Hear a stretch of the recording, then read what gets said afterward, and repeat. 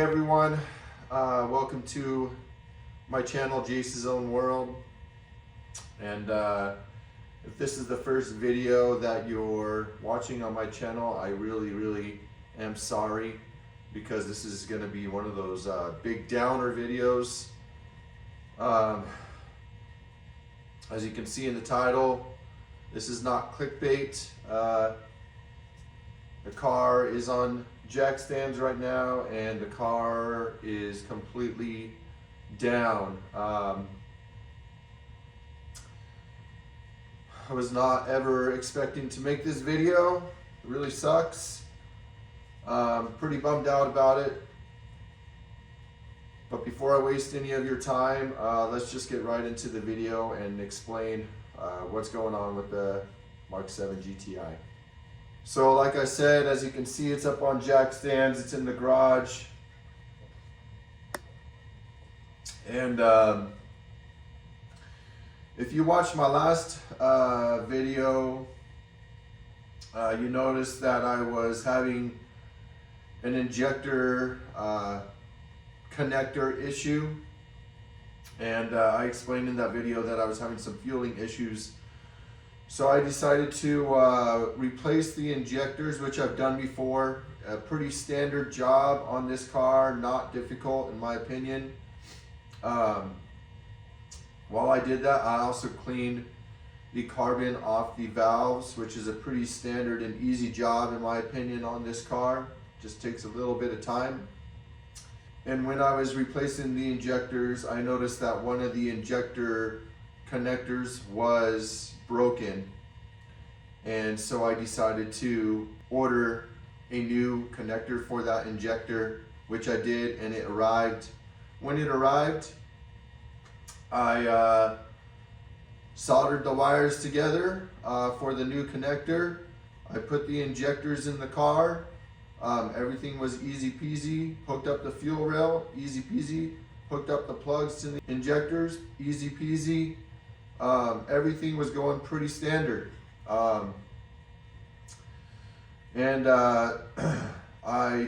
went to put everything back together, and everything was going smooth. The fuel rail went on, the fuel line went on just fine, the intake manifold went on just fine, everything bolted up perfectly fine. I double checked and I triple checked everything, making sure that I had everything connected, which I did. And so I went into the car to start the car. The car had a dead battery. So I decided to hook up my jumper cables to the razor over here and to its battery to jump the battery. When I did that, I went back into the car, and I knew that at this point there wasn't really any fuel throughout this system, so that starting the car was going to take a few cranks. And so I started the car, and it went and I'm like, okay, that's just the fuel going through the system, no big issue. This happened before, last time I replaced the injectors. And so I turned the car off, and then I started the car, and it was wanting to start, it was wanting to go. And then all of a sudden it went, and then everything stopped. And I was like, weird, that's really weird, odd, I've never had that happen before. And meanwhile, the car is still connected to the razor's battery through the jumper cable, so I knew the battery would be able to start with it being jumped. Well, I turned the car back off and I turned it on, and I wouldn't get anything but a click, like a ticking sound from the starter, obviously. So at this point, I was getting a little concerned, because the car should have started and started running by now. So I turned the car off, took the key out of the ignition, came out here into the front, and I immediately noticed that there was oil all over the ground in the garage. I don't know if you could see it, but I've wiped it all up here, and you know, whenever that happens, I I keep some cat litter with me. After I wipe it all up, I put the cat litter all over it, and the cat litter, as you scrub it in, will take most of the oil off of whatever surface it is. It's a really good cleanup tool if you haven't ever known that or done that. So go ahead and get yourself some cat litter. But anyways, getting on to the story, I noticed there was a bunch of oil all over the ground. I immediately thought, did something happen with my oil pan? What the heck is going on? So I came here and I was just kind of in a frantic, so I didn't really notice the obvious thing. I just noticed that there was oil all over the ground. There was oil all over the side of my engine here. So I started looking underneath. I couldn't see anything. I looked on the side and I noticed that I forgot to put my oil filter back on. I can't believe this. So I was like, I cannot believe I just did this. I mean, I triple checked everything, but my mind did not think to put the oil filter back on. So when I tried starting the car up, all the oil was just coming through the engine like crazy and just pumping out. And that's why there was a bunch of oil all over the floor. And so I was like, crap. So I immediately put the oil filter back on. I also checked the dipstick to make sure that there was oil in the engine still. And there was plenty of oil in the engine. The dipstick showed halfway full still. So even though I had a lot of oil on the ground, it was probably, I don't know, half a quart or something like that of oil to a quart. I don't really know, but it was a lot. It was a lot. And so I was like, well, at least I have oil in the engine still, so that's weird. So I was like, okay. So I cleaned everything up. I went back into the car, tried starting again, and nothing would turn over. The car would not even turn over. I was really worried at this point, and so my first thing I decided to do is go to my crank and try turning it myself with a ratchet. Now, mind you, when I was doing the job, when I took the intake manifold off to get to the fuel rail and to get to the valves to clean the carbon off the valves, when I clean the carbon off the valves, I always take my ratchet to the crank and I turn the ratchet to make sure that the valves are closed before I clean any of the valves, because you don't want to get any liquid inside the engine and possibly hydrolock the engine, right? So when I did the carbon cleaning, the crank just fine, just like it always has, I was able to crank it pretty easily with my ratchet. Well, after the oil and the hard start, like the no start on my engine and stuff, I took the same ratchet to the crank and the crank would not even budge. I mean, nothing. I decided to go get my breaker bar and try turning it with the breaker bar so that I have a lot more leverage to turn it, a lot more torque, and it wouldn't even budge, not even a millimeter, not even an inch, centimeter, millimeter. It is seized, completely seized, and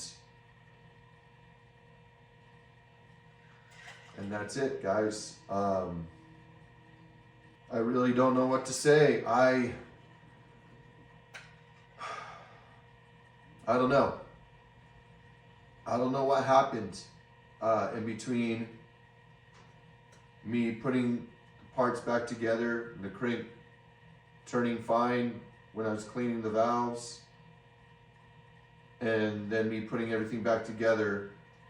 I don't know what happened. But obviously something inside the engine, I don't know if it's on the top end or the bottom end. I'm assuming most likely the top end, because that's where I have been working, right?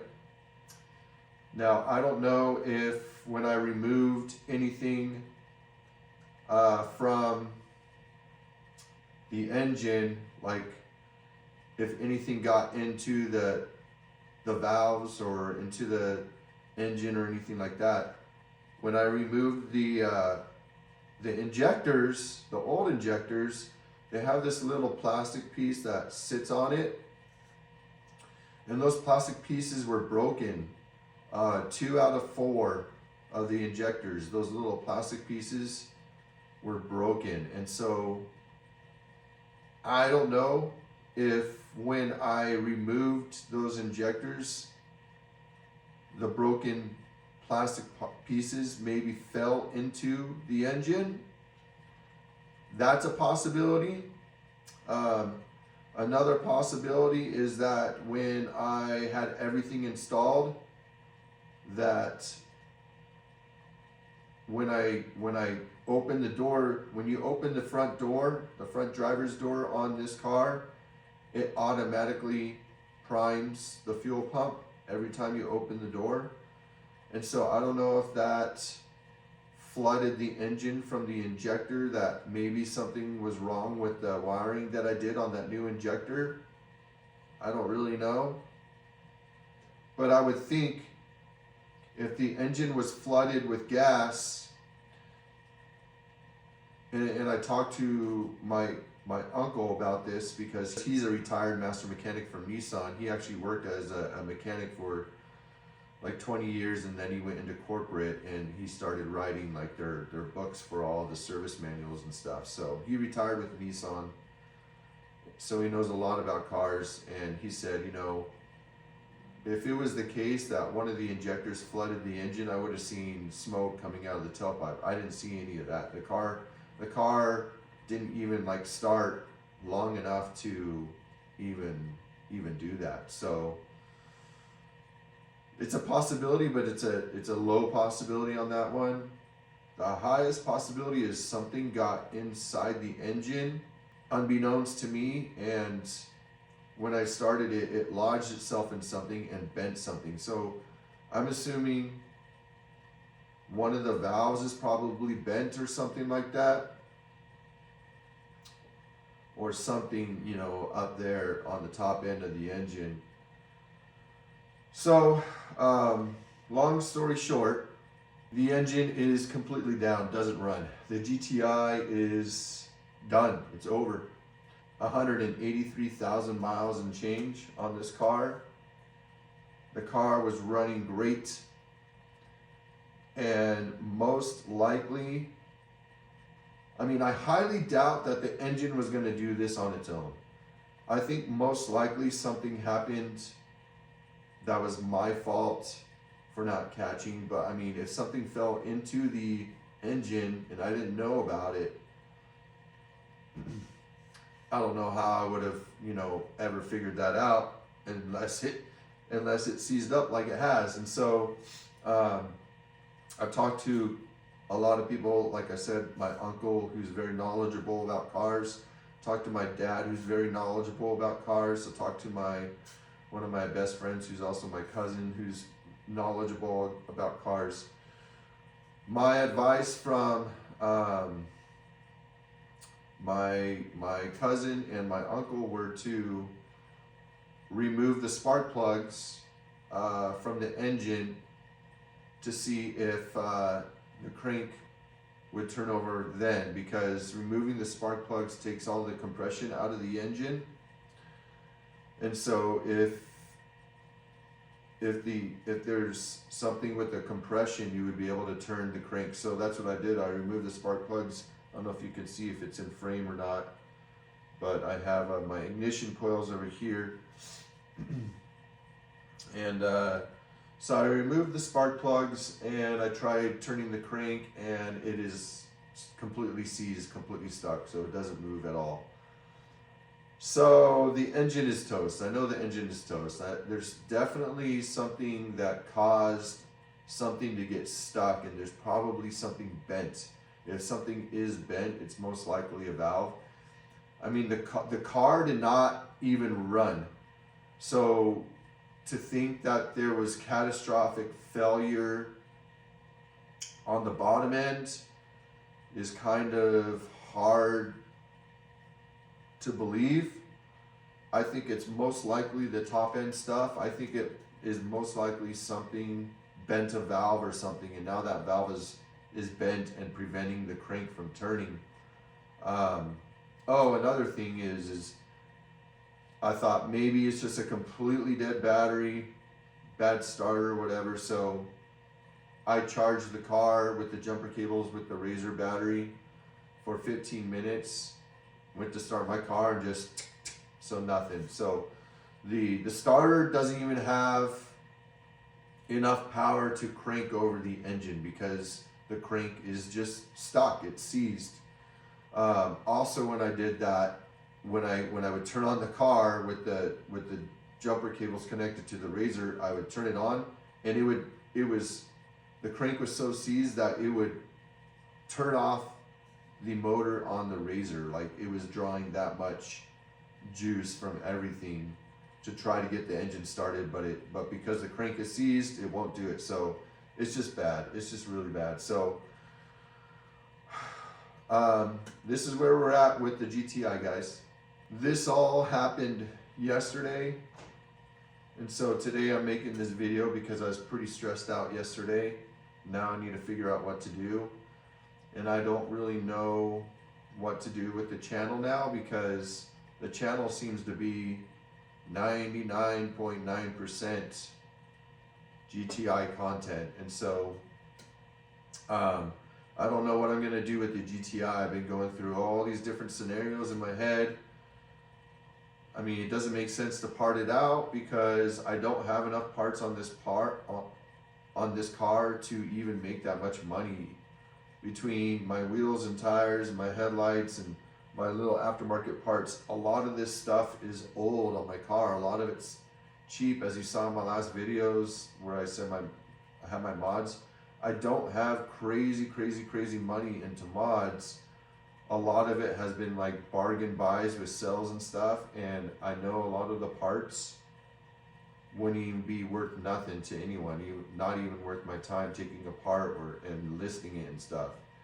Like my front mount intercooler is probably not worth that much because it has a lot of mileage on it. So really the only things that are worth money are my headlights, my wheels and tires, and various things like my shift knobs and stuff. But like it's not even in my eyes worth parting out. So what am I going to do with the car? I really don't know at this point. Used engines on these cars are like $4,500 to $5,000, which is kind of crazy for a used engine, even though it does come with all the accessories. I did find a brand new engine, long block, so it has the upper and bottom portions of the engine, but it does not come with all the accessories like the intake manifold, the injectors, the fueling pumps, or anything like that. But I have all that stuff on here, so I found that new engine. I think it's like after tax and shipping, it would probably be around $4,000. But then I would have to spend the time taking the engine out and putting that one in and doing it. It's a long process. During that long process, because this was my car for work, I'm now losing a lot of money from work, right? So after a lot of thinking and contemplating on what to do, I really don't know what I'm going to do with the GTI as of right now. I'm not going to sell it because it's not worth anything to anyone with a seized engine, even though it has a lot of awesome parts on it.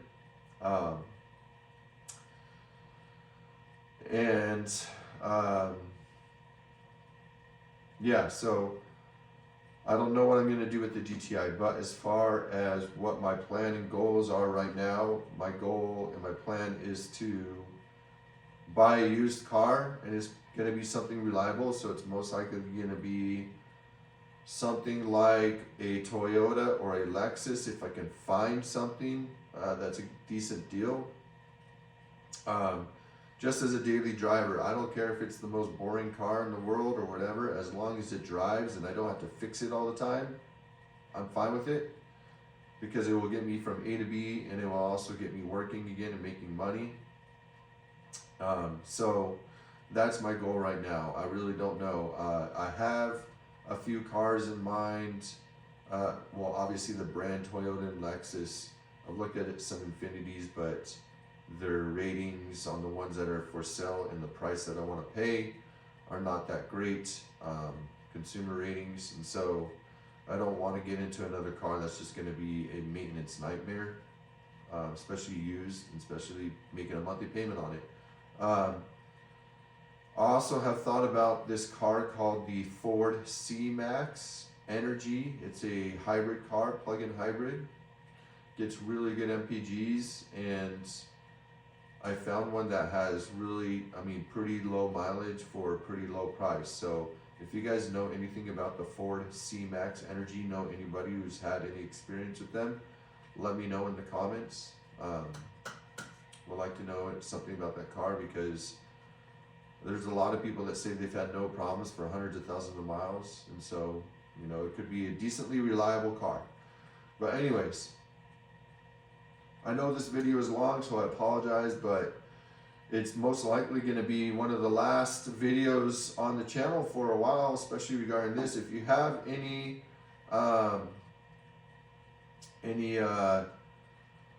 input that you can give me regarding, you know, what it could possibly be.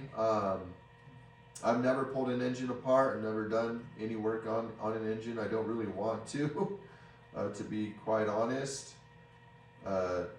And honestly, I work on this car so often that part of me has a little sliver of relief knowing that I'm not going to be working on this car much anymore, because it's just, it takes a lot of my time working on this car, and there's always something that's going on, and I've never really gotten through a lot of the different things, especially in the past few years. So it's just been kind of a maintenance nightmare. I'm always spending money on it, spending a lot of time, and so even if I'm making a $300 payment on another car, I'm probably going to be coming out even, you know, because this car requires a lot of work, and it's really, really, really fun. I honestly was loving it the way that it is, but it was still having some little issues here and there that were never being resolved, and me being stubborn and stuff, I never really wanted to take it to a shop, which I probably should have in the first place, right? But it's so expensive nowadays. It's like after COVID, everyone raised their prices like 50% or more just for labor. It's insane. It's crazy. Don't get me started on that. But anyway, so that's the video for this channel. That's where the GTI sits. If you have any input, go ahead and put them in the comments. Give me a message, even if it's something positive for me to think, you know, because I'm kind of down right now. Kind of tired. I'm restless. I'm not sleeping at night because it's on my mind. So any type of inspiration would be helpful from you guys. I appreciate you guys checking out my channel, and yeah, let me know any cars that you think I should be looking at. My high-end budget right now is about $10,500, and anything below, and my mileage that I want to see is anything under 100,000 miles. If it's a Toyota or a Lexus, I would be willing to look at something slightly over 100,000 miles, maybe 120 to 130,000 miles at the top range of that. But I mean, cars are so expensive nowadays. It's crazy, guys. So that's my budget. Those are my parameters for what I'm looking for in a car. So if you have any recommendations, go ahead and throw them out there within those guidelines. And yeah, that's going to be the end of this video. So I thank you for watching. If you stuck here to the end, I'm sorry that the car is down, but we're going to get through it. Hopefully, you know, once I get back on my feet with another car, I can more positively think of what to do with this car. But right now, it's just kind of just sitting here. So that's where it's going to be. That's the end of this video, guys. I appreciate it. Thanks for coming by, and I'll talk to you later again. All right, peace.